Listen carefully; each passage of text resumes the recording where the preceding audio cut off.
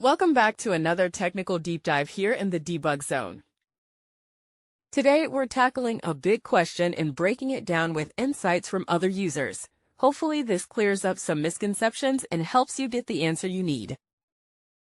So buckle up, stay a little curious, and let's jump right in.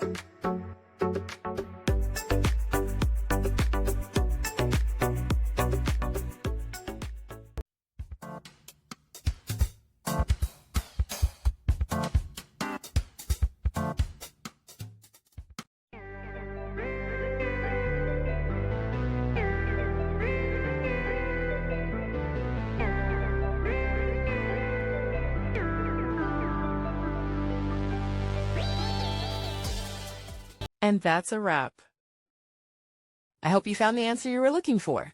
If you did, take a second to hit that subscribe button. It really helps out. And let me know in the comments which solution worked best for you. See you next time in the debug zone.